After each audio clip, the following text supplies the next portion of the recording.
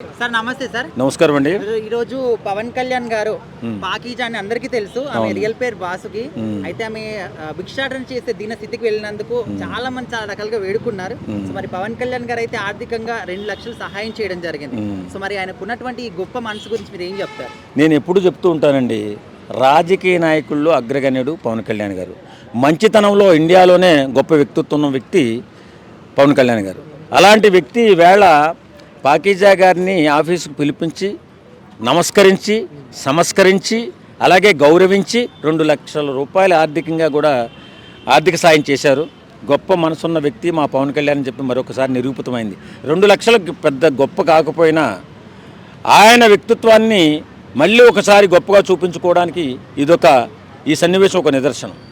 నిజంగా చాలామంది చాలా రాజకీయ నాయకులు మాట్లాడుతూ ఉంటారు తప్ప చేతుల్లో ఏం పస ఉండదు.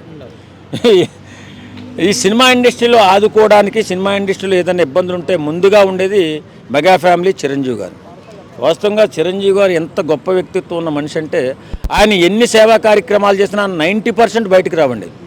ఆయన మన కొద్ది కాలంలోనే కరోనా సమయంలో 30 కోట్లు పెట్టి ఆక్సిజన్ సిలిండర్లు 2 రాష్ట్రాలకి అందించిన గొప్ప దార్శనికుడు మెగాస్టార్ చిరంజీవి.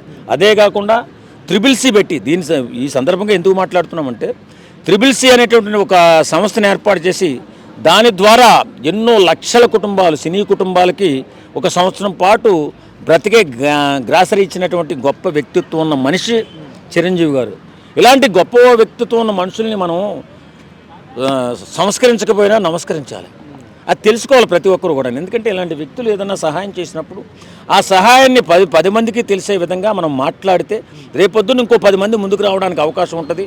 కష్టాల్లో ఉన్నటువంటి కుటుంబాలు కానీ ఫ్యామిలీస్ కానీ కొంచెం ఇబ్బందులు లేకుండా బ్రతికే అవకాశం ఉంటుంది. సార్ ఇప్పుడు యాక్చువల్గా మన పాకీజా గారు తమిళ ఇండస్ట్రీకి చెందిన వాళ్ళు అయినప్పటికీ కూడా అక్కడ ఏ ఒక్కళ్ళు కూడా రాజకీయ నాయకులు కానీ సినీ ప్రముఖులు కానీ ఎవరు రియాక్ట్ అవ్వలే ఆమె కష్టానికి. సో ఇక్కడ మన తెలుగు సినిమా ఇండస్ట్రీలో చాలా మంది ఇప్పటికీ హెల్ప్ చేశారు. సో ఇప్పుడు ఆమె పరిస్థితి బాగాలేదని చెప్పేసి, అంటే మన రాజకీయ నాయకుడు అనుకోవచ్చు, ఈయన సినిమా ఇండస్ట్రీకి మంచి పవర్ స్టార్. సో మరి ఈయన హెల్ప్ చేయడాన్ని మీరు ఏ విధంగా చూస్తారు? అసలు ఆయన హెల్ప్ చేయడంలో వెన్నెముకే లేదు కదండి.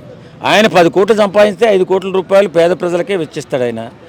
ఆయనకు అలాంటి వ్యక్తిత్వం ఉన్న వ్యక్తి కాబట్టి వేళ ఇండియాలోనే నెంబర్ 1 సంస్థ ఒకటి సర్వే చేసి రాజకీయ నాయకులు గొప్ప వ్యక్తిత్వం ఉన్న వ్యక్తి అని కానీ నిజాయితీపరుడని కానీ గుర్తించింది, సంస్కరించింది. అలాగే ఐక్యరాజ్య సమితి మీటింగ్లో మాట్లాడడానికి పవన్ కళ్యాణ్ గారికి ఇండియా తరఫున అవకాశం కూడా వచ్చింది. ఎవరికి వస్తుంది? ఏ రాజకీయ నాయకుడికి వచ్చిందండి?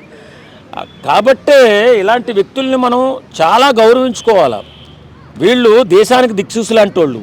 వీళ్ళ మార్గంలో నడిచే చాలామంది ఉంటారు. ఇలాగా మనం కూడా సేవా కార్యక్రమాలు చేసేయాలి. జీవితం అంతా సంపాదించిన దాంట్లో కొంతైనా పేద ప్రజలకి అందించాలనే ఆలోచనలో ఉన్నవాళ్ళు చాలామంది ఉంటారు. రాజకీయాల్లో వద్దామన్నా ఈ రాజకీయ దొంగలు రానివ్వరులే.